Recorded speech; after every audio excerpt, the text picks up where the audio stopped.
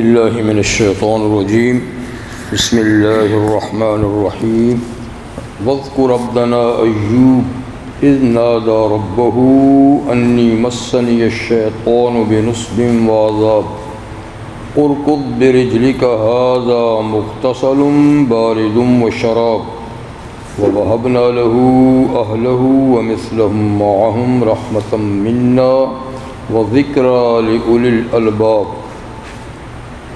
وخذ بيدك ضغثا فاضرب به ولا تحنث إنا وجدناه صابرا نعم العبد إنه أواب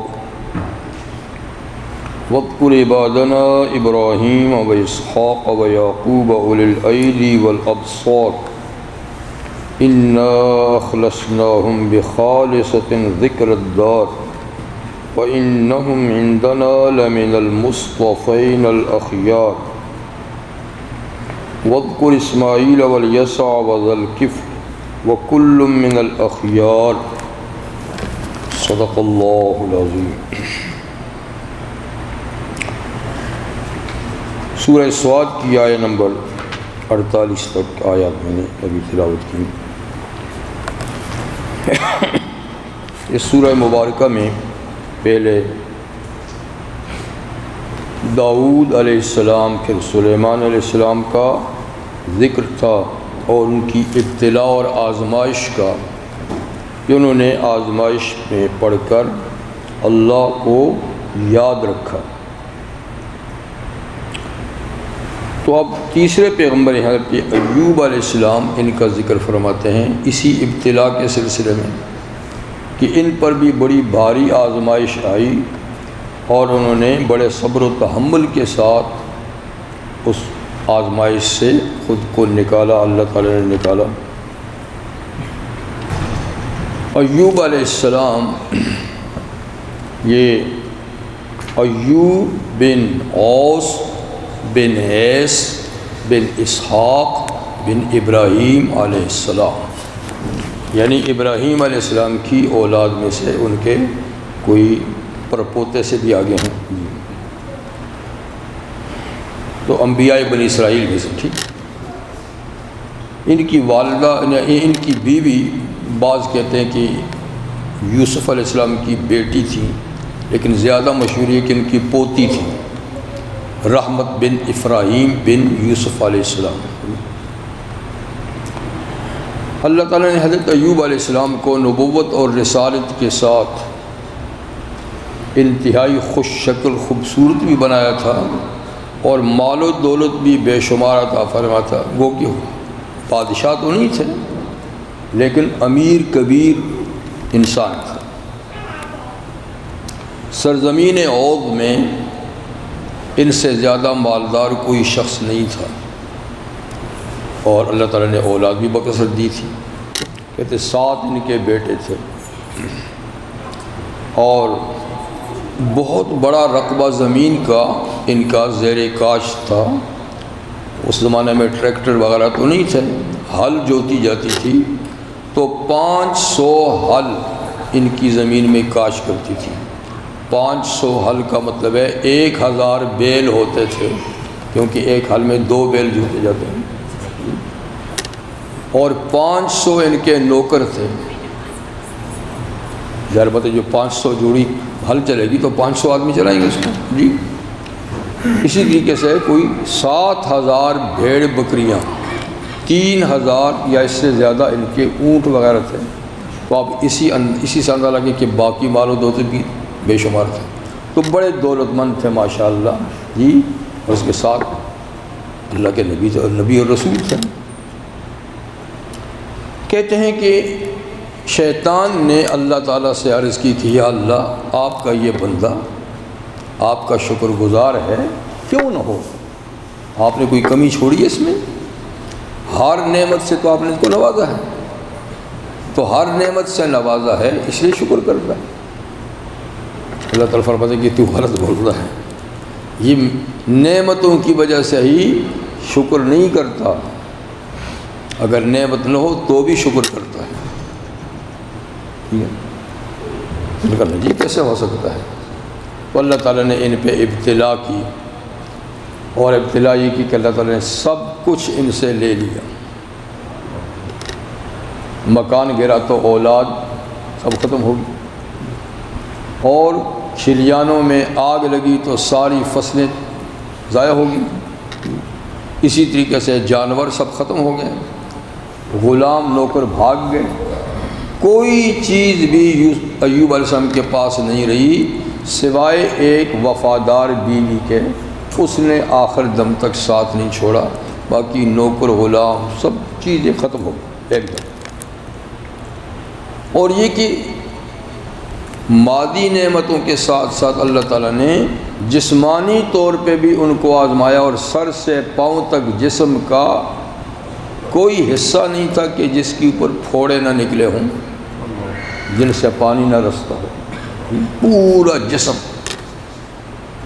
یہاں تک کہ لوگ ان کے پاس آنے سے کراہت کرنے لگے، اور مکان تو سب گرے ہوئے تھے، ایک جھونپڑی سی شہر سے باہر ڈال کر بیوی نے انہیں رکھا ہوا تھا، اور وہی بیچاری محنت مزدوری کر کے کچھ کھانے وانے کے لیے چیز لاتی تھی، بس، اور کوئی علاج معالجہ نہیں ہے، کچھ بھی نہیں ہے۔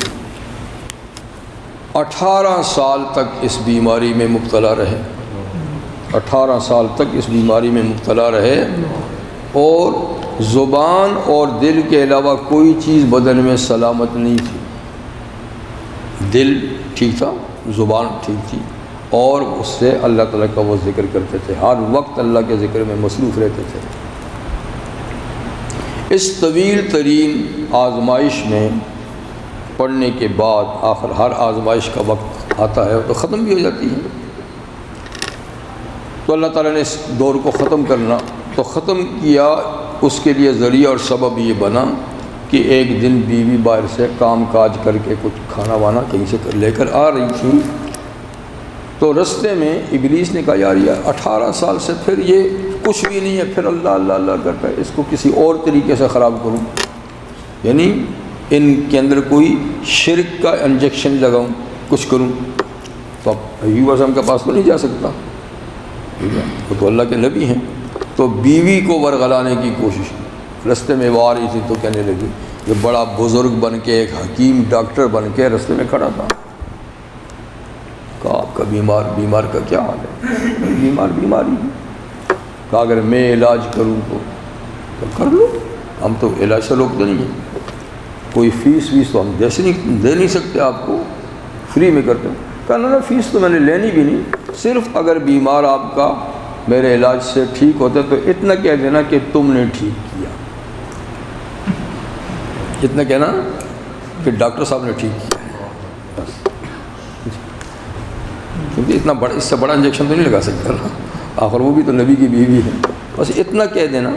انہوں نے بھی ہاں نہیں کی کہ ہاں جاؤ، صرف اتنی بات اس کی سن لی۔ باجی بھی کہتے ہیں کہ اچھا پھر میرے نام کا تھوڑا سا نذرانہ دے دینا، نذرانہ۔ انہوں نے کہا میں اپنے میاں کی مشورے کے بغیر نہیں کہہ سکتی، تم نے یہ بات کی تو ان سے جا کر کہہ دیتی ہوں۔ خیر وہ گئیں تو کھانا وانا پیش کیا، تو انہوں نے کہا کہ آج اس طریقے سے ڈاکٹر صاحب ملے ہیں، بڑے ماشاءاللہ حلیے میں پہنچی ہوئی سرکار لگتے تھے، اور یہ انہوں نے کہا ہے، تو انہوں نے کہا اچھا شیطان کا داؤ، انہوں نے شیطان کے پاس کھڑے ہو کے یہ بات سنی کیوں ہے؟ اب وہ صلی اللہ کی بندی کو کیا پتہ ہے، وہ تو انسانی شکل میں تھا اور بڑا تسبیح ہاتھ میں اور بڑا نیک بنا ہوا، اس کو کیا پتہ؟ انہوں نے کہا تمہیں پتہ ہی نہیں، یہ تو شیطانی بات اس نے کہی، وہ ہمیں شرک میں مبتلا کرنا چاہتا ہے، تو نے کھڑے ہو کے سنی کیوں ہے؟ اتنا غصہ ہوا کہ فرمایا اگر میں ٹھیک ہو گیا نا تو 100 لاٹھیاں ماروں گا تجھے، قسم اٹھا لی، ٹھیک ہو گیا تو 100 لاٹھیاں تجھے ماروں گا، تو نے کھڑی ہو کے اس کی بات سنی کیوں ہے؟ تو بیٹا نے کہا مجھے کیا پتہ تھا، نہیں سننی چاہیے تھی۔ خیر یہ بات سننے کے بعد اب حضرت ایوب علیہ السلام کی دکھ اور تکلیف میں اور اضافہ ہو گیا۔ پہلے تو صرف جسمانی تکلیف تھی نا، اب روحانی تکلیف ہوگی، اور اب اللہ سے، اس سے پہلے شفا کی دعا بھی نہیں کی، اب اللہ سے شفا کی دعا کی کہ یا اللہ اب اس حال میں پہنچ گیا ہوں کہ شیطان بھی مجھ میں میری بیوی کو ورغلانے لگا اور میرے بارے میں اس قسم کی باتیں کرنے لگا، اس سے تو مجھے جسمانی تکلیف سے بھی زیادہ تکلیف پہنچی ہے، اور آپ بڑے مہربان ہیں، آپ کچھ ایسا کیجئے کہ کہیں اور کچھ شیطان نہ کرا دے۔ تو یہ دعا کی انہوں نے، اللہ تعالیٰ نے فوراً دعا قبول کر لی۔ بیوی حسب سابق مزدوری کے لیے گئی ہوئی تھی، مزدوری کر کے شام کو کچھ لے کر آئی، پیچھے سے حضرت ایوب علیہ السلام کو اللہ کا حکم آیا کہ اپنا پاؤں جو ہے وہ زمین پہ تھوڑا سا مارو، پاؤں سے زمین کو تھوڑی سی ٹھوکر لگاؤ۔ تو انہوں نے پاؤں کی ٹھوکر لگائی۔ تو قبض اور بسط اللہ کے اختیار میں ہے، کسی چیز کو روک دینا، کسی چیز کو پھیلا دینا، یہ تو ایک ظاہری چھوٹا سا سبب ہے۔ اب اس نحیف اور کمزور بندے کی پاؤں میں قوت ہی کیا ہے؟ مشکل سے تو زمین پر ٹیکا ہی ہوگا، لیکن بہرحال اسباب کی دنیا ہے، تو اللہ کا حکم ہے کہ کچھ نہ کچھ سبب تو ہونا چاہیے، کام تو میں خود ہی کروں گا۔ خیر انہوں نے پاؤں کی ٹھوکر تھوڑی سی لگائی، ایک دم وہاں سے پانی کا، صاف پانی کا چشمہ ابل گیا۔ تو اللہ نے فرمایا کہ ھذا مغتسل بارد و شراب، یہ جو ہے غسل کے لیے ٹھنڈا پانی ہے اور پینے کے لیے بھی ہے، اس سے آپ غسل کریں، جسم پہ ڈالیں تو جسم کے اوپر کی ساری بیماریاں ختم ہو جائیں گی، اور ایک گلاس پئیں، اندر کی تکلیف بھی ساری ختم ہو جائے گی۔ انہوں نے پیا، اوپر ڈالا، بالکل جیسے کبھی بیمار ہوئے ہی نہیں ہیں، بلکہ پہلی حالت سے بھی زیادہ حسین و جمیل اور تندرست اور بالکل جوان، تندرست ہو کر وہ بیٹھ گئے۔ وہ تو چشمہ معجزانہ چشمہ تھا، بس ختم ہو گئی بات۔ اب شام کو بیوی آئی تو دیکھا گھر میں کوئی آدمی بیٹھا ہوا ہے، جوان آدمی بیٹھا ہوا ہے، مریض کا پتہ نہیں ہے۔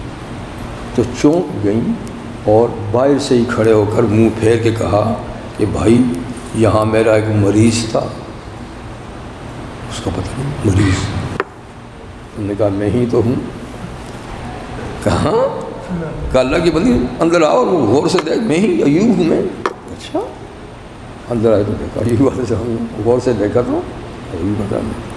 بہرحال بیماری ختم ہو گئی، ابتلا کا زمانہ ختم ہو گیا، اور اللہ فرماتے ہیں کہ ہم نے جتنی نعمتیں لی تھیں وہ تو واپس کر ہی دیں، اس کے ساتھ مزید اور نعمتیں بھی دے دیں، مزید اور نعمتیں بھی دے دیں۔ یہ اس لیے کہ میرے بندے نے ان تکالیف پہ صبر کی، کبھی شکوہ نہیں کیا، اور طویل زمانے تک مشکلات میں رہے، میں نے اور بھی نعمتیں دے دی۔ یہ رحمت عالم صلی اللہ علیہ وسلم اور صحابہ اور عام اہل ایمان کے لیے اللہ نے صبر و تحمل کا ایک مثال بیان فرمائی کہ ہر مشکل کے بعد آسان ہوتی ہے، ہر رات کے بعد صبح ہوتی ہے، ہر تنگی کے بعد راحت ہوتی ہے۔ تو اس لیے یعنی آج آپ لوگوں پر مسلمانوں مشکلات آئی ہیں تو گھبراؤ نہیں، شکوہ نہیں کرو، بلکہ صبر و تحمل سے ان حالات کا مقابلہ کرو، حالات بدلیں گے۔ جیسے پچھلے انبیاء پر مشکلات آئیں، آپ پہ بھی آئیں گی، اور جیسے ان کے حالات بدلے آپ کے بھی بدلیں گے۔ وَاذْكُرْ عَبْدَنَا ایوب، یاد کیجئے یعنی قرآن حکیم میں ہمارے بندے ایوب کو علیہ السلام، ان کو یاد کیجئے، مطلب یہ کہ ان کے اس وقت کو یاد کیجئے، اذ نادا ربہ، جب انہوں نے اپنے رب کو پکارا، اور یوں پکارا، انی مسنی الشیطان بنصب وعذاب، اے میرے رب، اے میرے اللہ، شیطان نے مجھے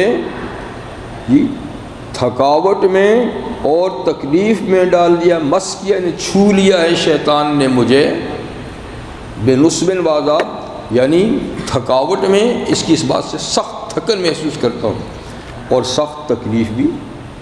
تو اب تک نہیں کہا تھا کہ میں بیماری سے تھکن محسوس کرتا ہوں، لیکن شیطان کی اس بات، اور پھر خیر و شر تو اصل میں اللہ ہی کے ہاتھ میں ہے، شیطان کی کیا مجال ہے؟ تو یہ بات جو ہوئی یہ بھی تو اللہ ہی کی طرف سے ہوئی، شیطان نے یہ کلمہ کہا، یہ جو بھی، لیکن یہ ادب ہے کہ اچھی حالت پیش آئے تو اللہ کی طرف نسبت کرنی چاہیے، اور کوئی خراب حالت پیش آئے تو اپنے کسی عمل یا شیطان کی طرف اس کو منسوب کیا جائے۔ یعنی اچھی چیز پیش آئے تو مسبب الاسباب کی طرف نسبت کریں، اسباب کو چھوڑیں پیچھے، کہ میں نے دوائی کھائی تھی تو مجھے شفا ہوگی، اللہ نے مجھے شفا دی، اور اگر کوئی خراب حالت پیش آئے تو یہ بے ادبی ہے کہ اللہ کی طرف نسبت کریں، حالانکہ حالت تو اللہ ہی نے بھیجی ہے۔ اس وقت سبب کی طرف اشارہ کریں کہ اس وجہ سے ایسا ہو گیا، شیطان سے ایسا ہو گیا جی، یا فلاں وجہ سے ایسا ہوا، میں نے کھانا کھایا تھا اس سے ایسا ہو گیا۔ تو یہ ادب ہے کہ خراب حالت کے آنے پر نسبت اللہ کی طرف نہیں کرنی چاہیے، اچھی حالت آئے تو اللہ کی طرف۔ تو انہوں نے یہاں پر شیطان کا ذکر کیا کہ اس کی اس بات سے مجھے تکلیف پہنچی، مجھے تھکن ہوئی، تو اللہ نے فرمایا کہ ارکض برجلک، اے ایوب اپنے پاؤں کی ٹھوکر لگائیں زمین پر، ھذا مغتسل، ٹھوکر لگاتے ہی جب پانی ابلا نا، فرمایا کہ یہ ہے غسل کا پانی، بارد نہایت ٹھنڈا، و شراب، اور پینے کا بھی ہے، غسل بھی کریں پئیں بھی۔ تو اللہ تعالیٰ اس طریقے سے قبض و بس کرتے ہیں، جیسے حضرت اسماعیل علیہ السلام کے پاؤں کی رگڑ سے زمزم کا چشمہ اللہ نے نکال دیا جی، اس طریقے سے کئی واقعات ہوتے ہیں جی، اور ابراہیم علیہ السلام پر اللہ نے آگ کو ٹھنڈا کر دیا جی۔ تو اسباب کے اندر جو ہے نا، یعنی صفت پیدا کرنا کسی کی چیز کے کھولنے کی بند کرنے کی، یہ اللہ کے اختیار میں ہے۔ اللہ تعالیٰ اس سے وہ اثر نکال لے، وہ چیز کچھ نہیں کر سکتی، اور اللہ تعالیٰ کسی بھی چیز میں اثر شفا کا ڈال دے، معمولی چیز شفا کا باعث بن جائے گی۔ تو یہ اللہ تعالیٰ کے کام ہیں۔ وَوَهَبْنَا لَهُ أَهْلَهُ، جب ان کو شفا ہو گئی تو ہم نے بخش دیے ان کو، اہلہ، ان کے گھر والے، وہ جو بچے ان کے شہید ہو گئے تھے جی، وہ سارے کے سارے اللہ نے دوبارہ زندہ کر دیے، وَمِثْلَهُمْ مَعَهُمْ، اور اتنے ہی اور بھی ساتھ بیٹے تھے، اللہ تعالیٰ نے بعد میں اور بیٹے دیے، 14 ہو گئے جی۔ رحمتم منا، یہ سب ہماری مہربانی تھی، اپنی مہربانی سے یہ چیزیں ہم نے عطا کی، اس لیے کہ بندہ خود کسی چیز کا مستحق نہیں ہوتا، اللہ تعالیٰ جو چیز میں دیتے ہیں وہ سب اللہ کی بخشش اور اس کی عنایت ہوتی ہے۔ وَذِكْرَىٰ لِأُولِي الْأَلْبَابِ، اور یہ نصیحت ہے عقل والوں کے لیے، ان کا یہ واقعہ یہ بھی تفاسیر میں ہے کہ جب وہ غسل کر رہے تھے تو غسل کر رہے تھے، اللہ نے سونے کی ٹڈیاں برسا دیں اوپر سے، سونے کی ٹڈیاں، ٹڈی تو جانتے ہیں نا، ملخ، ہاں جی، تو وہ اوپر برسی تو جلدی سے وہ ان کو کپڑے میں لپیٹنے لگے، تو اللہ تعالیٰ فرمایا کہ عجیب، آپ کو استغنا نہیں ہے، یعنی یہ چھوٹی چھوٹی ٹڈیاں ان کو جمع کر رہے ہیں، کتنی چیزیں میں نے آپ کو دی، تو کہنے لگے کہ یا اللہ استغنا تو ہے، لیکن آپ کے دین اور آپ کی رحمت سے کبھی مستغنی نہیں ہو سکتا۔ استغنا تو ہے، ٹھیک ہے، میں بھکاری تو نہیں ہوں، بھیک مانگنے والا تو نہیں ہوں، لیکن آپ کا تو بھکاری ہمیشہ ہی رہنا ہے، آپ جتنی بھی نعمتیں دیں اور دیں گے تو ہم انکار نہیں کریں گے، بس یہ کافی ہو گیا۔ تو لوگوں سے استغنا ہے، کچھ بھی نہ ہو تو کسی کے ساتھ میں ہاتھ نہیں پھیلائیں گے، لیکن آپ سے تو استغنا نہیں ہے، آپ سب کچھ دیں پھر بھی کچھ دیں تو آپ کی محتاج ہیں، تو فرمایا کہ ٹھیک ہے۔ تو استغنا اللہ سے نہیں ہو سکتا، مخلوق سے ہو سکتا ہے، لیکن آج الٹی بات ہے، ہم اللہ سے مستغنی ہو گئے ہیں، مخلوق کے سامنے گدائی کا ہاتھ پھیلا رہے ہیں، اس لیے کام ہی نہیں بنتے۔ اگر مخلوق کے بجائے یہی سوال اللہ سے کیا جائے تو اللہ دل کو بھی غنی کر دے گا، حاجتیں بھی پوری کر دے گا، مگر یہ کہ مانگنے کے طریقے ختم ہو چکے ہیں، اور اصل جو دروازہ ہے وہی انسان سے بھول گیا ہے کہ کس دروازے پہ جانا چاہیے۔ اب یہ ٹھیک ہو گیا، سب مال بھی مل گیا، اب معاملہ آ گیا قسم کا بیوی کو۔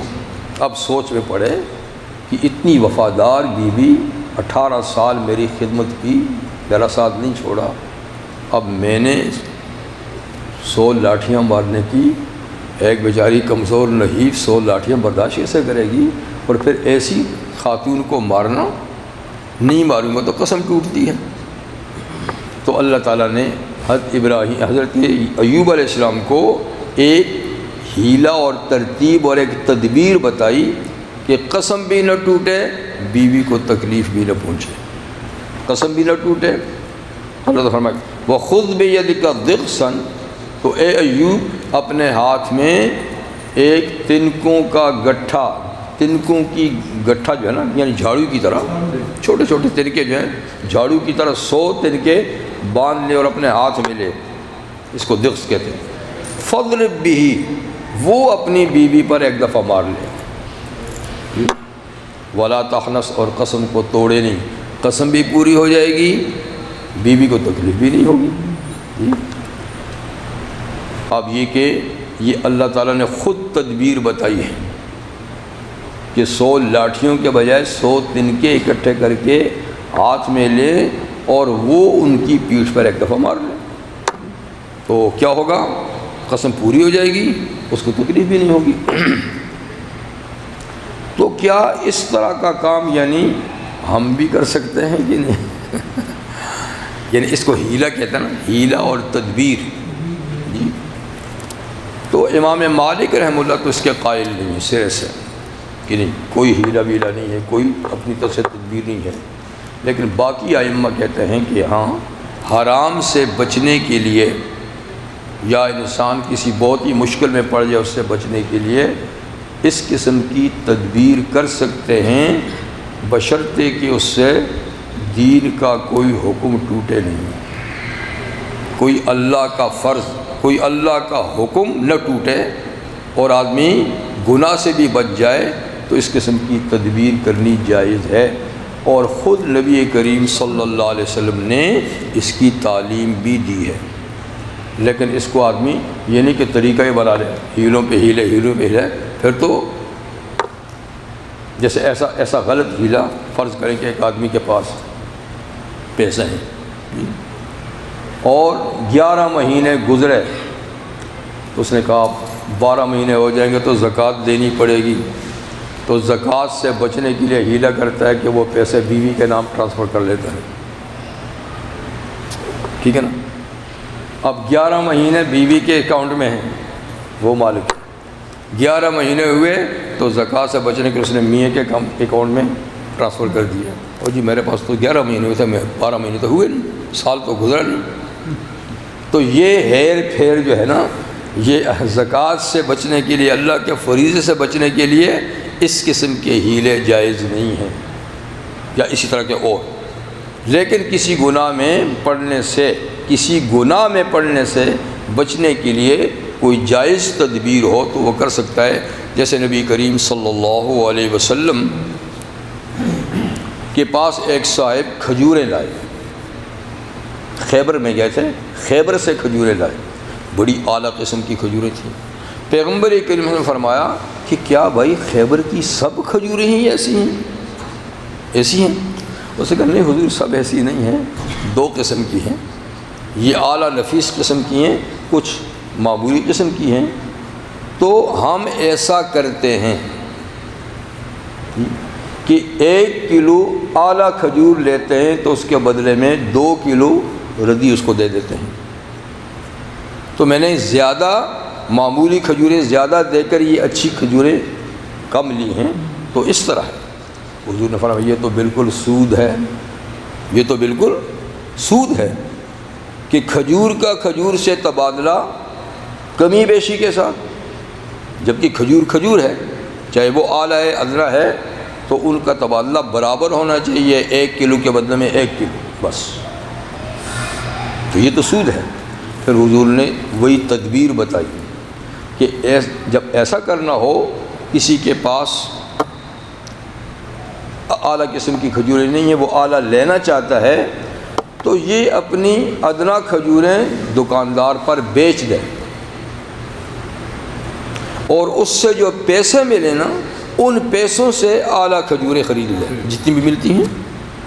تو اب پیسوں کے بدلے میں اعلیٰ کھجوریں ہوئیں تو سود نہیں ہے، لیکن کھجور کے بدلے میں کھجور کرو گے تو وہ برابر صابر ضروری ہے، اگر کمی بیشی ہوگی ایک دانہ بھی تو سود ہوگا۔ تو دیکھیں یہ بھی ایک حرام سود سے بچنے کے لیے حضور نے تدبیر بتائی کہ اس طرح کر لو تو یہ جائز ہے، اس طرح کیا تو جائز نہیں ہے۔ تو ایسی تدبیر کرنے میں کوئی حرج کی بات نہیں ہے۔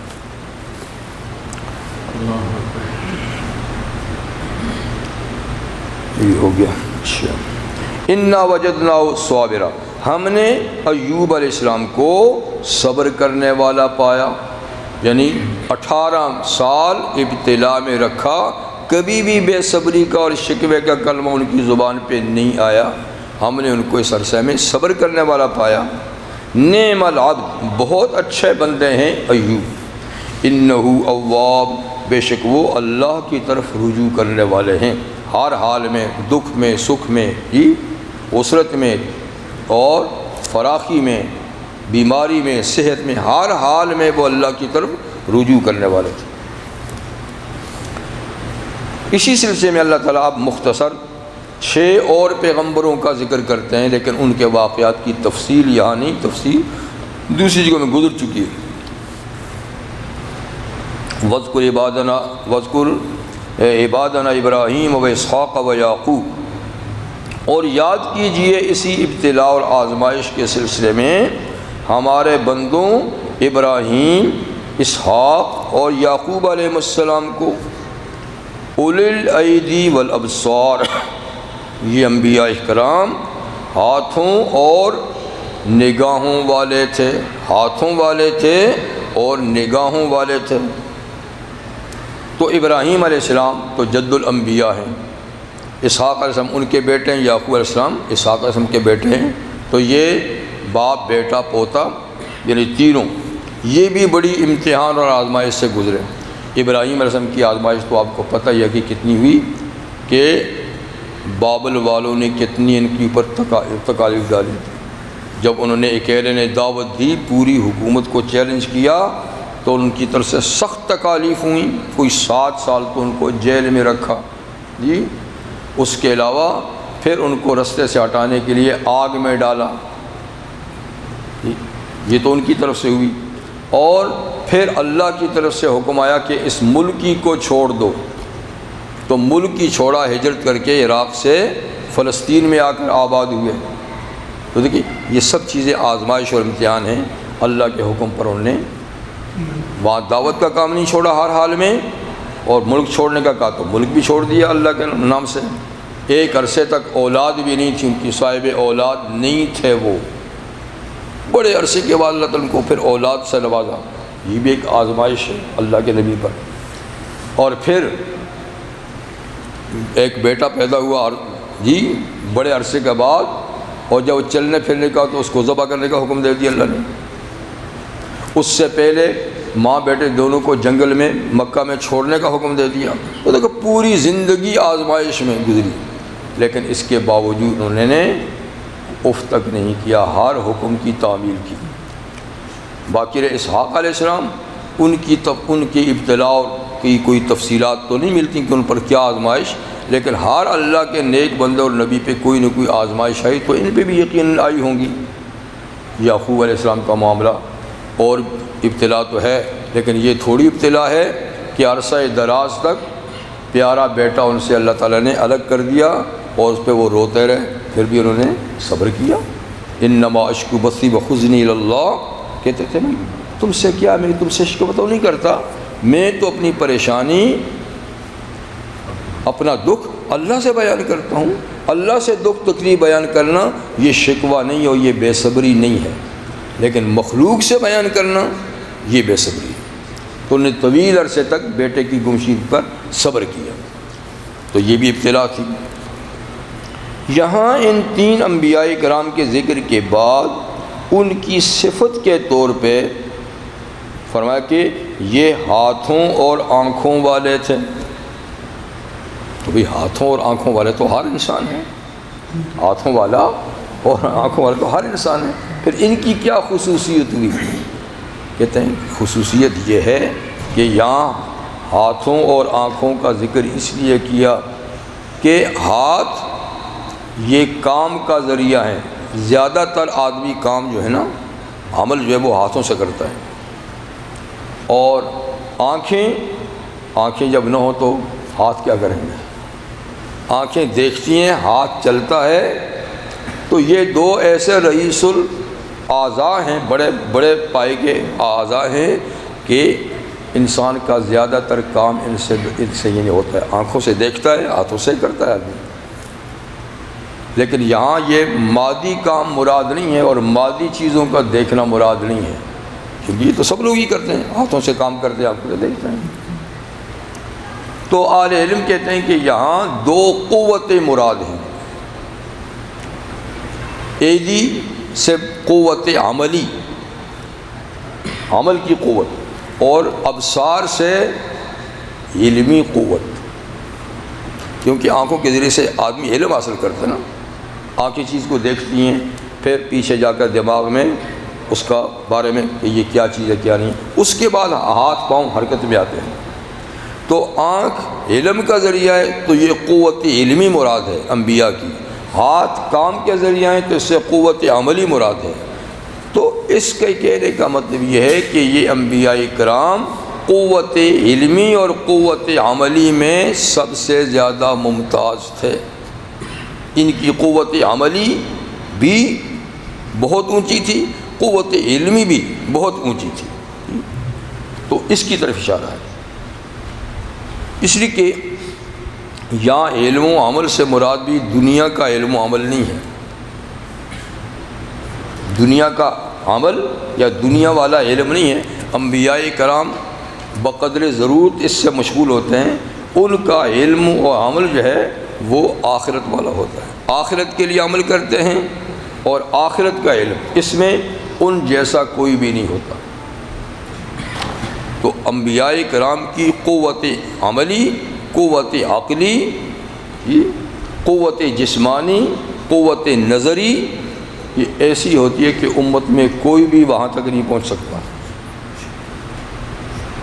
تو وہ معاد اور معاش دونوں کے لحاظ سے، اور باقی دنیا والے جو ہیں ان کی قوتیں معاش کے لیے ہیں. بعض تو معاد سے بالکل بیگانہ ہیں، اگر ہیں بھی معاد کے بارے میں بہت کمزور ہیں. تو اس لیے فرمایا کہ وہ آخرت کی قوت عملی اور نظری کے لحاظ سے ہاتھوں اور آنکھوں والے تھے. ایک دوسرا اس کا مطلب یہ ہے کہ ہاتھ اور آنکھ تو سبھی کے ہیں، لیکن اگر ان سے وہ کام نہ لیا جائے جس کے لیے اللہ نے ان کو یہ ہاتھ اور آنکھیں دی ہیں تو یہ نہ ہونے کے برابر ہوتے ہیں. اور اگر ان سے وہ کام لیا جائے جس کام کے لیے اللہ نے ان کو دی ہیں تو اس کو کہتے ہیں کہ ہاں بھائی یہ ہاتھوں اور آنکھوں والا ہے. کیا مطلب؟ یعنی جس کام کے لیے دیے ہیں وہ کام اس سے کر رہا ہے. تو انبیاء کرام نے واقعی ان اعضاء کو اس کام میں صرف کیا جس کے لیے خدا نے یہ نعمتیں دی تھیں. باقی لوگ ایسا نہیں کر رہے. باقی لوگ یعنی اب دنیا کے لیے تو ان کو استعمال کرتے ہیں، لیکن آخرت کے لیے کرنے والے کتنے ہیں؟ یا تو کرتے ہی نہیں، جو کرتے ہیں وہ کتنا کرتے ہیں. تو جو نہیں کرتا جیسے اس کے پاس یہ نعمت ہے ہی نہیں.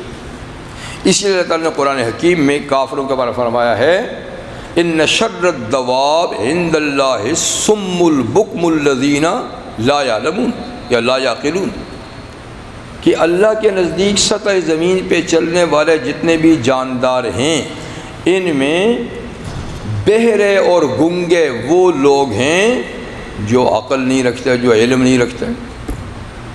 تو اللہ نے باوجود سننے اور دیکھنے کے ان کو گنگا اور بہرا کہا، حالانکہ وہ اچھی طریقے سے دیکھتے ہیں، بولتے بھی ہیں، لیکچر دیتے ہیں. کیا مطلب؟ یعنی جس کام کے لیے ان کو زبان یا ان کو آنکھ دی تھی اس میں وہ استعمال نہیں کرتے، جیسا کہ وہ ان نعمتوں سے محروم ہیں. اس لیے ان کو سم البکم کہا. سم بکم، سم بکم عمیٌ. جو لوگ ان کانوں کو، آنکھوں کو، زبان کو صحیح مصرف میں نہیں لگاتے اللہ کہتے ہیں وہ جیسے کہ بہرے بھی ہیں، گونگے بھی ہیں، اندھے بھی ہیں۔ تو اس لحاظ سے بھی فرمایا کہ یہ انبیاء کرام جو نا اولو الایدی والابصار، ہاتھوں اور آنکھوں والے تھے، یعنی انہوں نے ان اعضاء کو واقعی اس مقصد میں صرف کیا جس مقصد کے لیے یہ اعضاء ان کو اللہ تعالیٰ کی طرف سے ملے تھے، اور باقی لوگ چونکہ اس مقصد میں نہیں استعمال کرتے، جیسے کہ اولو الایدی والابصار نہیں۔ انا اخلصناہم بخالصۃ ذکر الدار، یہاں اللہ تعالیٰ 2 آیتوں میں انبیاء کرام کی عصمت کو بیان کرتے ہیں کہ انبیاء کرام ہر چھوٹے بڑے گناہ سے معصوم ہیں۔ اللہ نے ان کو گارنٹی دی ہے کہ ان سے کوئی گناہ سرزد نہیں ہونے دیں گے، اس لیے کہ وہ مطاع بنا کر دنیا میں بھیجے گئے ہیں۔ اگر جو مطاع اور مقتدا ہو اس سے بھی غلطیاں ہوں تو پھر ان کے مقتدیوں سے کیوں نہیں ہوں گی؟ تو اس لیے انبیاء ایسے مقتدا ہیں، پیشوا ہیں کہ ان سے غلطی اللہ سرزد ہونے ہی نہیں دیتے۔ یہ عصمت ہے، ٹھیک ہے نا؟ اچھا، باقی بات یہ ہے کہ بہت سی چیزوں کی نسبت انبیاء کرام کے ساتھ قرآن حکیم میں کی گئی ہے، جیسے یونس علیہ السلام کا ذکر ہے، آدم علیہ السلام کی لغزش کا ذکر ہے، تو اہل علم کہتے ہیں کہ یہ لغزش کہلاتی ہے، گناہ نہیں۔ انبیاء چھوٹے بڑے گناہ دونوں سے محفوظ ہیں، اس لیے کہ گناہ اس کو کہتے ہیں جو قصد و ارادہ سے کیا جائے، جو چیز بھول چوک سے ہو جائے اس کو گناہ نہیں کہتے۔ تو آدم علیہ السلام کی خطا کے بارے میں خود سورہ طٰہٰ میں ہے جی کہ حضرت آدم علیہ السلام جو ہے نسیہ ولم نجد لہ عزما، انہوں نے ممنوع شجرہ کا جو پھل کھایا تو نسیہ آدم، وہ بھول گئے تھے اس وقت، ہم نے ان کے اندر عزم و ارادہ نہیں پایا تھا کہ انہوں نے قصد و ارادہ سے وہ کام کیا، ٹھیک ہے۔ اسی طریقے سے حضرت یونس کی خطا اجتہادی ہے، گناہ نہیں ہے، لیکن اس کے باوجود ان خطاؤں کو، یا اس طریقے حضرت موسیٰ علیہ السلام سے قبطی کا قتل مارنے کے ارادے سے نہیں مارا تھا، چھڑانے کے ارادے سے موقع لگا، مر گیا۔ اور پھر ان انبیاء کرام نے اس کو اپنے حق میں بہت بڑے گناہ کے طور پہ ذکر کیا، جیسے کہ حضرت یونس کہتے ہیں لا الہ الا انت سبحانک انی کنت من الظالمین جی۔ اسی طریقے سے آدم علیہ السلام نے کہا جی لئن لم تغفر لنا وترحمنا لنکونن من الخاسرین۔ تو اس لیے کہ ان کی شان اتنی رفیع اور اتنی بلند ہے کہ اس قسم کی معمولی لغزش جو گناہ کے دائرے میں نہیں آتی، وہ اپنے حق میں اس کو بھی ایک بہت بڑی خطا سمجھتے تھے۔ تو بعض لوگوں نے سمجھا کہ وہ واقعی خطا تھی اور پھر انبیاء کرام کی طرف اس قسم کی باتیں منسوب کی ہیں۔ بعض باطل فرقے اس قسم کے لوگ یا ان سے متاثر لوگ کہتے ہیں کہ نہیں کبھی کبھی اللہ تعالیٰ ان سے حفاظت ہٹا دیتے ہیں اور غلطی کرا دیتے ہیں، اس کی کیا بات ہے؟ تاکہ پتہ چلے کہ یہ انسان ہے۔ تو انسان ہونے کے لیے تو اللہ تعالیٰ نے خود قرآن میں بتا دیا ہے کہ وہ شادی کرتے تھے، بیوی بچے والوں میں سے ہوتے تھے، کھانا کھاتے تھے، بازاروں میں چلتے تھے، یہ ان کی انسانی لوازمات تھے۔ اب یہ بتانے کے لیے کیا ضرورت ہے کہ ان سے عصمت کی چادر ہٹا دیں، ان سے خطا کرائیں؟ تو یہ غلط بات ہے، ٹھیک ہے۔ تو انبیاء کرام کی طرف جن چیزوں کی نسبت ہے وہ خطا اجتہادی ہیں جو گناہ نہیں کہلاتے۔ زیادہ سے زیادہ آپ ان کو لغزش کہہ سکتے ہیں بس، ورنہ محفوظ ہے۔ تو یہ عصمت کے بارے میں یہ 2 آیتیں ہیں یہاں۔ پہلی یہ کہ انا اخلصناہم بخالصۃ ذکر الدار، اللہ فرماتے ہیں کہ ہم نے ان انبیاء کرام کو چھانٹ لیا ہے، منتخب کر لیا ہے جی، خالص ذکر الدار کے لیے۔ دار سے مراد دار آخرت ہے، یعنی ان کو ہم نے آخرت کی یاد کے لیے بالکل چن لیا ہے۔ ان کا کام ہی آخرت پہ نظر رکھنا، آخرت کی یاد کرنا، اس کی طرف دعوت دینا۔ تو بقدر ضرورت اس جہان سے ان کا تعلق ہوتا ہے، ورنہ ان کی ساری تمام تر توجہ ذکر الدار، ان کی زبان پہ آخرت کا ذکر ہوگا، ان کی مجلس میں آخرت کا ذکر ہوگا۔ تو اس کام کے لیے فرمایا اخلصناہم، ہم نے ان کو چھانٹ لیا، سب لوگوں میں منتخب کر لیا۔ تو اللہ جس کو جس کام کے لیے منتخب کریں وہ دوسرا کام کرے گا، پھر دوسرا کام نہیں کر سکتا۔ جس کو اللہ کسی کام کے لیے منتخب کریں اس سے وہی کام ہوتا ہے۔ تو اس لیے انبیاء کرام چونکہ اللہ کے منتخب کرتا ہیں، وہ ان تمام نقائص اور عیوب سے مبرہ اور پاک ہوتے ہیں، معصوم ہوتے ہیں جی، کیونکہ خدا کا انتخاب ہے، وہ کبھی غلط نہیں ہو سکتا۔ ایک دوسری بات، وَإِنَّهُمْ عِندَنَا لَمِنَ الْمُصْطَفَيْنَ الْأَخْيَارِ، اور بے شک یہ انبیاء کرام ہمارے نزدیک لَمِنَ الْمُصْطَفَيْنَ، یہ بھی چھانٹے ہوئے اور منتخب کیے ہوئے لوگوں میں سے ہیں، اور الاخیار پسندیدہ لوگوں میں سے ہیں۔ تو بہرحال جن پہ اللہ کی نظر انتخاب پڑے، جن کو اللہ اخیار اور پسندیدہ کرے، پھر اللہ ان کو گناہوں سے بچائے رکھتے ہیں۔ تو یہ دونوں باتیں دلیل ہیں عصمت انبیاء کرام کی۔ ایک اور دلیل بھی، اور بھی بے شمار دلائل ہیں، لیکن سورۃ النساء میں اللہ تعالیٰ فرماتے ہیں، جی اور بھی کئی صورتوں میں ہے، اطیعوا اللہ و اطیعوا الرسول، ایک اطیعوا اللہ و اطیعوا الرسول، اور دوسری آیت ہے کہ من اطاع الرسول فقد اطاع اللہ، اللہ کی اور رسول کی اطاعت کرو، اور یہ کہ جس نے رسول کی اطاعت کی اس نے اللہ کی اطاعت کی۔ تو دیکھیے اللہ تعالیٰ کی اطاعت تو مطلق ہے، بغیر کسی کنڈیشن اور شرط کے کہ یہ ہوگا تو کریں گے، یہ ہوگا تو نہیں، ایسی بات تو نہیں ہے۔ اس لیے کہ اللہ تعالیٰ خالق بھی ہیں، مالک بھی ہیں، مربی ہیں، رازق ہیں، سب کچھ ان کی تو اطاعت ہے۔ رسول کی اطاعت کو بھی فرمایا کہ اللہ کی کرو اور رسول کی اطاعت کرو، تو رسول اللہ کی طرح تو نہیں ہے، تو رسول بھی واجب الاتباع ہیں، واجب الاطاعت ہیں، وہ اللہ کے حکم سے۔ اللہ تعالیٰ کی اطاعت مطلقاً ہے، مالک و خالق اور رازق ہونے کی وجہ سے۔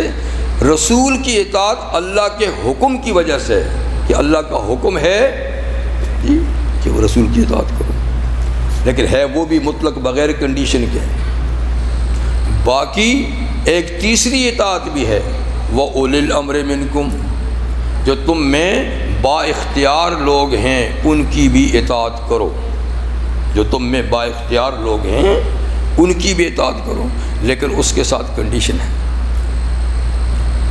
اور اس کو نبی کریم صلی اللہ علیہ وسلم نے بیان کیا ہے کہ ان کی اطاعت مطلق نہیں، با اختیار لوگوں کی مطلق نہیں، کنڈیشن ہے، وہ یہ کہ اگر وہ اللہ کی نافرمانی کا حکم نہ دیں تب اطاعت کرو، اگر وہ بھٹک جائیں اللہ کے علاوہ کسی اور چیز کا حکم دیں تو لا طاعۃ لمخلوق فی معصیۃ الخالق، مخلوق کی اطاعت پھر واجب نہیں، جائز نہیں، جب خالق کی نافرمانی ہو رہی ہو تو مخلوق کی بات نہیں۔ لیکن یہاں یہ بات نہیں ہے، یہاں ہر حال میں اطاعت ہے۔ جب ہر حال میں اطاعت ہے، اگر نبی سے غلطی ہو سکے تو پھر اطاعت کیسے ہوگی؟ تو یہاں اللہ نے یہ نہیں کہا کہ اگر ان سے غلطی ہو تو اطاعت نہیں کرنا، نہیں، اطیعوا اللہ و اطیعوا الرسول، تو اس کا مطلب ہے کہ وہ غلطی سے پاک ہے۔ نبی کریم صلی اللہ علیہ وسلم نے سے صحابہ نے فرمایا کہ حضور آپ واجب الاتباع ہیں، لیکن کبھی کبھی آپ مزاح بھی کرتے ہیں، ظرافت کی بات بھی کرتے ہیں، مطلب کہ اس قسم کی بات میں تو آدمی ہر قسم کی بات کر لیتا ہے۔ تو حضور نے فرمایا کہ میں مزاح بھی کروں تب بھی حق ہی بولتا ہوں، میں غصے میں ہوں تب بھی انصاف ہی پر قائم رہتا ہوں، اس لیے میری کوئی حالت بھی ہو وہ واجب الاتباع ہے۔ غصے میں ایک بات کروں تو بھی حق، مزاح میں کروں تو بھی حق۔ پیغمبر کریم صلی اللہ علیہ وسلم نے ارشاد فرمایا ہے، ججوں کو فرمایا ہے کہ اگر تم غصے میں ہو تو فیصلہ مت کیا کرو، فیصلہ اس وقت کرو جب غصہ ٹھنڈا ہو جائے، اگر کسی فریق کے بارے میں غصے میں ہو اس وقت روک لو، اس لیے کہ غصے میں آدمی انصاف کا فیصلہ نہیں کر سکتا، لیکن پیغمبر کریم ہم غصے میں بھی فیصلہ کرتے تھے، اس لیے کہ آپ کا غصہ آپ کو حق سے دائیں بائیں نہیں کر سکتا تھا۔ ایک مشہور واقعہ ہے کہ پانی کے سیراب یعنی باغ کے یعنی فصلوں کو سیراب کرنے پر ایک صحابی کا حضرت زبیر آپ کے پھوپھی زاد بھائی ہیں اور آپ کے ہم زلف بھی ہیں، ان کے ساتھ تھوڑی سی بات ہو گئی تھی پانی دینے کے بارے میں، کہ وہ کہتے تھے پہلے میں اپنے کھیت کو پانی دیتا ہوں، وہ کہتے تھے کہ پہلے میں اپنے، تو حضور صلی اللہ علیہ وسلم نے فیصلہ فرمایا، وہ فیصلہ مصالحانہ تھا، یعنی صرف دونوں کی مصلحت کو پیش نظر رکھ کر، لیکن اس دوسرے صحابی کو بات سمجھ میں نہیں آئی تو انہوں نے ایک بات کہہ دی کہ اچھا یہ فیصلہ اس لیے کہ وہ آپ کے پھوپھیزاد بھائی ہیں۔ اس پہ حضور صلی اللہ علیہ وسلم کو غصہ آ گیا کہ بھئی یہ کون سی بات ہے، میں ایک فیصلہ دیتا ہوں، اس میں پھوپھیزاد بھائی اور غیر پھوپھیزاد کی کیا بات ہے؟ تو پھر حضور صلی اللہ علیہ وسلم نے بدل کر فیصلہ دیا، اب آپ غصے کی حالت میں تھے تو فرمایا کہ اب فیصلہ یہ ہے۔ تو اصل میں بات یہ تھی کہ فیصلہ چینج نہیں ہوا تھا، پہلا فیصلہ مصلحت کی بنیاد پر تھا، مصالحت کی بنیاد پر تھا، خیرخواہی کی بنیاد پہ تھا۔ جب اس نے اس کو دوسرا رنگ دیا تو اب حضور نے جو واقعی فیصلہ تھا وہ دیا، لیکن حالت اس وقت تھوڑی سی غصے کی تھی، تو اور کسی کو ایسا فیصلہ کرنے کی اجازت نہیں غصے میں، وہ پھر بیلنس قائم نہیں رکھ سکتا، لیکن اللہ کا نبی غصے میں بھی بیلنس قائم رکھتا ہے اور دوسری حالت میں بھی۔ تو اس لیے یہ بھی نبی کے معصوم ہونے کی دلیل ہے کہ وہ ہر حال میں اس کی زبان سے کوئی غلط بات غلط اقدام نہیں ہو سکتا۔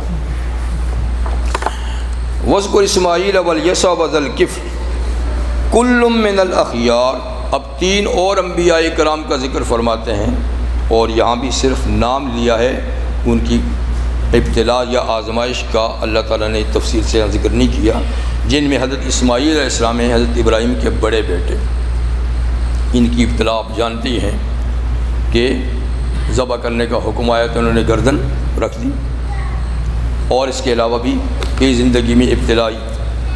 اور الیسع علیہ السلام، یہ حضرت الیاس علیہ السلام جب پچھلی صورت میں ان کا نام گزرا ہے سلام علی الیاسی، تو الیاس علیہ السلام کے جانشین ہیں۔ الیاس علیہ السلام کی ابتلاء تو وہاں آپ کو بتا دی ہے کہ ان کے لیے قتل کا آرڈر ہو چکا تھا، وہ کافی عرصہ تک روپوش بھی رہے ہیں۔ خیر بہرحال ان کے بعد الیاس علیہ یعنی الیسع علیہ السلام پیغمبر ہوئے۔ ان کی ابتلاء کا قرآن حکیم میں تفصیل سے کوئی ذکر نہیں، لیکن یقینی بات ہے کہ ان پر بھی بڑی آزمائشیں آئی ہوں گی، جیسے کہ ہر پیغمبر پہ آزمائش آتی ہے، اور یہ اللہ تعالیٰ نے ایک اصول سورہ عنکبوت کے شروع میں بیان کر دیا ہے۔ الف لام میم احسب الناس ان یترکوا ان یقولوا آمنا وهم لا یفتنون۔ الف لام میم، لوگوں نے یہ سمجھ رکھا ہے کہ انہوں نے کلمہ پڑھ لیا، اپنے ایمان کا اقرار کر لیا، اب ان کو کسی ابتلاء یا آزمائش میں ہم نہیں ڈالیں گے، اسی حال پہ چھوڑ دیں گے۔ فرمایا نہیں، ایمان کے ساتھ ابتلاء شرط ہے۔ وَلَقَدْ فَتَنَّا الَّذِينَ مِن قَبْلِهِمْ، فرمایا ان سے پہلے لوگوں کو بھی ایمان کے دعوے پر آزمایا گیا، اور کیوں؟ فَلَيَعْلَمَنَّ اللَّهُ، تاکہ اللہ تعالیٰ ظاہر کر دے، یہاں جاننے کا معنی ہے ظاہر کرنا، تاکہ اللہ تعالیٰ دنیا پہ ظاہر کر دے کہ کلمہ پڑھنے میں سچا کون ہے، اور تاکہ منافقوں کا بھی پتہ چلے، کیونکہ ابتلاء اور آزمائش میں منافق نہیں پڑھ سکتا، اور مومن ابتلاء آزمائش میں پڑھتا ہے تو وہ قائم رہتا ہے۔ تو اس آیہ کریمہ میں یہ اصول بتا دیا گیا کہ ایمان کے ساتھ آزمائش شرط ہے۔ پھر نبی کریم علیہ السلام نے دوسری بات یہ فرمائی کہ سب سے زیادہ کڑا امتحان اور آزمائش اللہ انبیاء کرام کی لیتے ہیں، اس لیے کہ جو ایمان کے لیول میں بلند تر ہوگا اس کا امتحان بھی سب سے زیادہ ہوگا۔ ثم الامثل فالامثل، پھر جتنے انبیاء کرام کے قریب ہوں گے ایمان میں، اعمال میں، اتنا ہی ان کا امتحان ہوگا۔ تو اس کے بھی لیول ہے، اللہ تعالیٰ سب کا ایک شان سے امتحان نہیں لیتے ایمان کے درجے کے مطابق۔ تو سب سے زیادہ امتحان اور سید المرسلین ہیں۔ آپ نے اپنے بارے میں فرمایا ما اوذی نبی مثلی قط، کہ میری طرح تو کسی نبی کو بھی نہیں ستایا گیا، میری طرح تو کسی نبی کو بھی نہیں ستایا گیا۔ تو جتنے مقام ایمان بلند ہے اتنی آزمائش بھی زیادہ ہوگی۔ انبیاء کرام کے بعد ایمان کا لیول سب سے بلند صحابہ کرام، آپ دیکھیں ان کے ساتھ کیا کیا ہوا، وہ ایمان میں ذرا بھی نہیں ڈگمگا ہے۔ تو بہرحال یہ شرط ہے، اس لیے اگر کسی پیغمبر کے ابتلا کا قرآن میں ذکر نہیں تو یہ نہیں سمجھے کہ وہ ابتلا سے نہیں گزرا، بلکہ جو انبیاء کرام بادشاہت تک پہنچے ہیں ان کو بھی، جیسے کہ داؤد علیہ السلام کی ابتلا کا ذکر ہوا، سلیمان علیہ السلام کی ابتلا کا ذکر ہوا، حضرت یوسف علیہ السلام کی بھی ابتلا ہوئی، جیل میں گئے، الزام لگا، کیا ہوا؟ تو یہ شرط ہے۔ تو یقیناً عیسیٰ علیہ السلام بھی اس دور سے گزرے ہوئے، وذوالکفل، اور تیسرے حضرت ذوالکفل، بات کہتے ہیں کہ یہ حضرت ایوب علیہ السلام کے بیٹے ہیں، لیکن یہ بات مضبوط نہیں ہے، یہ کوئی اور پیغمبر ہے ذوالکفل، اور ذوالکفل یہ ان کا لقب ہے، نام کوئی اور ہوگا جس کا پتہ نہیں کہ کیا نام تھا۔ ذوالکفل کا معنی کفالت اور ذمہ داری قبول کرنے والا۔ تو کہتے ہیں میں نے اپنے زمانے میں کسی کی ضمانت قبول کی تھی، پھر اس کی پاداش میں 15 سال جیل میں رہے، اصل آدمی نہیں آیا، اسی گھر جیل کو ایک آزمائش تھی۔ اور اس کے علاوہ اور بھی ان کا کئی واقعات ہیں۔ یہ بھی کہتے ہیں کہ انہوں نے نبوت ملنے سے پہلے کئی انبیاء کرام کی کفالت، بلکہ 100 انبیاء کرام کی کفالت کی، ان کو دشمنوں سے بچایا۔ یہ ایک بات۔ ایک اور واقعہ بھی ہے مسلم میں، وَكُلٌّ مِّنَ الْأَخْيَارِ، اور یہ سب کے سب اللہ نے پسندیدہ بندے بنائے۔ کل من الأخیار، سب کے سب پسندیدہ۔ تو یہ دلیل ہے کہ یہ اللہ کے پسندیدہ تھے، تو یہ گناہوں سے، صغیرہ کبیرہ گناہوں سے محفوظ ہے۔ یہ انبیاء کرام کا سلسلہ یہاں پر ختم ہو گیا۔ اب اللہ تعالیٰ سزا و جزا کا ذکر فرماتے ہیں کہ جو رائے حق کو اپناتے ہیں، ایمان لاتے ہیں، اعمال صالحہ کرتے ہیں، تو ان کی جزا کیا ہوگی، اور جو حق کا انکار کرتے ہیں، آزادانہ زندگی گزارتے ہیں، ان کی سزا کیا ہوگی۔ تو اگلی آیات کو سمجھ کریں۔ ھذا ذکر، یہ قرآن سراپا نصیحت کی کتاب ہے۔ ھذا ذکر، یہ نصیحت ہے۔ ذکر نصیحت کو بھی کہتے ہیں اور ذکر شرف کو بھی کہتے ہیں۔ شرف، عزت، یعنی یہ قرآن نصیحت ہے، اس میں ساری نصیحت کی بات ہے، اور یہ قرآن شرف کی چیز بھی ہے، یعنی جس کو یہ چیز مل جائے وہ اللہ کے نزدیک بلند مرتبہ آدمی ہوتا ہے۔ جیسے پیغمبر کریم صلی اللہ علیہ وسلم، اشراف امتی حملت القرآن، میری امت کے اشراف یعنی معزز لوگ حاملین قرآن ہیں، جنہوں نے قرآن حکیم پڑھا، سیکھا، سکھایا، اسی میں لگے ہیں۔ یہ امت کے اشراف لوگ ہیں، یعنی امت کے معزز اور محترم لوگ۔ اسی معنی سے سورہ انبیاء میں ایک آیا ہے، اللہ فرماتے ہیں، نہ سورہ انبیاء میں ہے یا سورہ زخرف میں ہے، إِنَّهُ لَذِكْرٌ لَكَ وَلِقَوْمِكَ وَسَوْفَ تُسْأَلُونَ، سورہ زخرف میں اللہ فرماتے ہیں کہ یہ قرآن حکیم ہے محمد صلی اللہ علیہ وسلم، إِنَّهُ لَذِكْرٌ لَكَ، یہ آپ کے لیے ایک شرف کی چیز ہے، آپ کے لیے یہ عزت کی چیز ہے، اور آپ کی قوم عربوں کے لیے بھی ایک عزت کی چیز ہے کہ اللہ تعالیٰ نے قرآن آپ پہ نازل کیا، آپ کی قوم کی زبان پہ نازل کیا، تو یہ آپ اور آپ کی قوم کے لیے بڑی عزت اور فخر کی چیز ہے۔ اس پہ جتنا فخر اور ناز کیا جائے کم ہے، تو اللہ فرماتے ہیں۔ لیکن آج ہماری سوسائٹی میں وہ طبقہ جو اس سے وابستہ ہے، کن نظروں سے دیکھا جاتا ہے، کہنے کی ضرورت نہیں۔ اللہ نے اس کو فخر اور شرف کی چیز بنائی۔ ہماری نظروں کا اعتبار ہی کیا ہے؟ ہماری نظروں کا اعتبار، نظر تو اللہ کی ہے، اللہ کی نظر کا اعتبار ہے۔ جو اللہ کی نظر میں آ جائے، سب کائنات کی نظر میں گر جائے، کوئی بات نہیں۔ لیکن جو اللہ کی نظر میں گر گیا، سب نے نظروں میں اٹھا لیا، تو کیا ہوگا؟ اس لیے دیکھنا یہ ہے کہ اللہ کی نظر میں بندہ کیا ہے، اس میں اپنے آپ کو چڑھانا چاہیے کہ اللہ کی نظر میں آ جائے، مخلوق میں آئے نہ کوئی بات۔ تو یہ قرآن ذکر ہے یا یہ شرف کی چیز ہے۔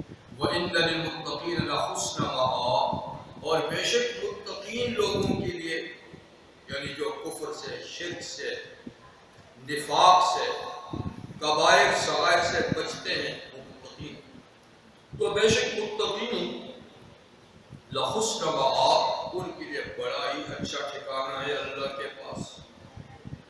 جب اس زندگی کے سفر سے گزر کے آگے جائیں گے تو اللہ نے ان کے لیے بہت اچھا ٹھکانہ بنایا ہے، دیکھ کر بڑی وہ مسرت حاصل ہوگی۔ وہ اچھا ٹھکانہ کیا ہے؟ جنات عدن، وہ بسیرے کے باغ ہیں، تفریح کے باغ نہیں، لیکن تفریح کا باغ ہوتا ہے کہ جو ابھی باغ کی سیر کر کے آ جاؤ، گھر کہیں ہے، باغ کہیں ہے۔ ایک ہے جنات عدن، بسیرے کے باغ، کہ باغ بھی وہی ہے، گھر بھی اسی کے اندر ہے، صبح شام باغ کے نظارے ہیں۔ تو جو جنت ہے اس میں جنتیوں کے مکانات بھی باغ میں ہوں، ان کو باغ کی سیر کے لیے آنا جانا نہیں ہوگا۔ اور مفتحۃ لہم الابواب، یہ بھی نہیں ہے کہ گیٹ وقت پہ کھلے گا انتظار کیجیے، بلکہ مفتحۃ، ان کے باغ ہر وقت، ان کے گیٹ ہر وقت کھلے ہوئے ہوں گے، جس وقت جی چاہے باغ میں جاؤ، جہاں جاؤ، اس وقت سے۔ ان باغوں کی خصوصیت یہ بھی ہے کہ متقین فیہا یدعون فیہا بفواکہ کثیرۃ وشراب، آل جنت تکیہ لگائے ہوئے ہوں گے، بیٹھے ہوں گے تو تکیہ لگائے ہوئے صوفوں پر بیٹھے ہوں گے۔ دوسری آیت میں کہ متقابلین، آمنے سامنے ہوں گے، کوئی کسی کی طرف پیٹھ پھیر کے نہیں بیٹھے گا، جیسے کہ دنیا میں نشستوں میں ہونا، اگلی صاحب پچھلی صاحب۔ وہاں جتنے بھی جنتی ملیں گے، مجلس لگے گی، کرسیاں، صوفے اس طرح لگیں گے کہ سب کا آمنا سامنا ہوگا، آمنا سامنا ہوگا، اور بیٹھ کر شاہانہ انداز میں۔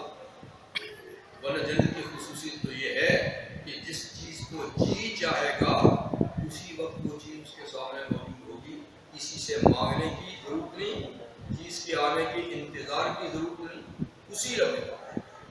لیکن یہ شاہانہ انداز ہوگا کہ وہ چیز مانگیں گے بھی، جی میں آئے گا تو بھی حاضر ہوں گی چیزیں، اور کبھی کبھی جو ان کے خدام ہوں گے، غلمان، ان سے وہ چیزیں مانگیں گے بھی کہ بھائی لاؤ، پھل لاؤ، فلاں چیز لاؤ، فلاں چیز لاؤ۔ تو یدعون فیہا بفواکہ کثیرہ، جنت میں بے شمار قسم کے پھل وہ اپنے خدام اور نوکروں اور غلاموں سے مانگیں گے۔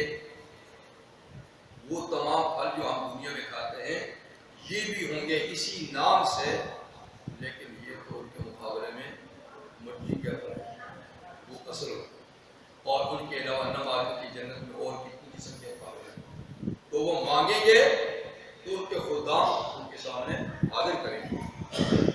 وہ شراب، اسی طریقے سے مشروبات، پینے کے لیے کئی قسم کے مشروبات جنت میں ہوں گے. وہ دل میں خیال آتے وقت بھی چیز حاضر ہوگی اور چاہیں گے تو وہ اپنے خدا سے مانگیں گے.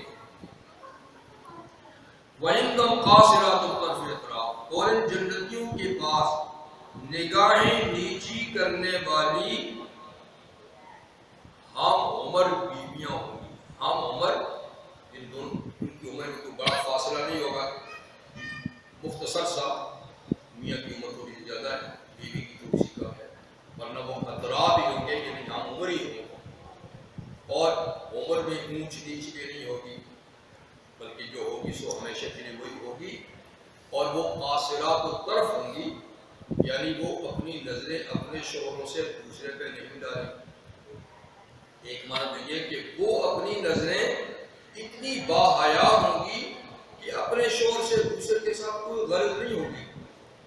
اور قاصرات کا ایک معنی یہ کہ وہ اتنی حسن و جمال والی ہوں گی کہ اپنے میاں کی نظر بھی دوسروں سے اپنے اوپر جما رکھیں گی. ان کی نظروں کو بھی قاصر کر کے اپنی نظریں ان پہ, ان کی نظریں ان پہ, تو کہیں دوسرے پہ نہیں. یہ وہیں کی پیدا شدہ مخلوق ہوگی جو پورے ہے. ھذا ما توعدون, اللہ فرماتے ہیں یہ وہ اجر و ثواب ہے جس کا تم سے وعدہ کیا گیا تھا یوم الحساب, یوم الحساب کی کامیابی کے بعد ملنے کا. تو لو یہ یوم الحساب میں تم نے کامیابی حاصل کر لی, اب یہ ہے اس کا ثواب. اور ھذا لرزقنا ما له من نفاد, یہ جنت اور اس کی نعمتیں یہ ہماری عطا ہے, ہماری بخشش ہے. رزق کا ایک معنی تو ہماری اصطلاح میں کھانے پینے کی چیزیں, لیکن عربی زبان میں رزق ہر اس چیز کو کہتے ہیں جو کسی کو نصیب ہو جائے. یہ نصیب کے معنی ہے. تو یہ جتنی بھی نعمتیں ہیں یہ ہمارا رزق ہے, یعنی ہماری عطا اور بخشش ہے. اور مال من نفاد, اس میں ختم ہونا کبھی نہیں کہ یہ نعمتیں کسی وقت ختم ہوگی. اور یہ کوئی موسم کی پابند ہے یا ان کی کوئی لمٹ ہے مکانوں کی, اس کے بعد گر جائیں گے نہ. مال من نفاد, ان نعمتوں کے لیے ختم ہونا ہے ہی نہیں. یہ دنیا کی نعمتیں نہیں جو ختم ہو جائیں گی, یہ باقی ہے. سورہ نحل میں اللہ فرماتے ہیں ما عندکم ينفد وما عند اللہ باق, اس وقت جو تمہارے پاس نعمتیں ہیں ینفد, یہ ایک نہ ایک دن ختم ہو جائیں گی. وما عند اللہ باق, جو اللہ کے پاس نعمتیں ہیں سدا بہار ہیں اور وہ باقی رہیں گی. ھذا آگے سزا کا ذکر ہے, تو یہ جزا ذکر ہوئی, آگے پھر سزا کا ذکر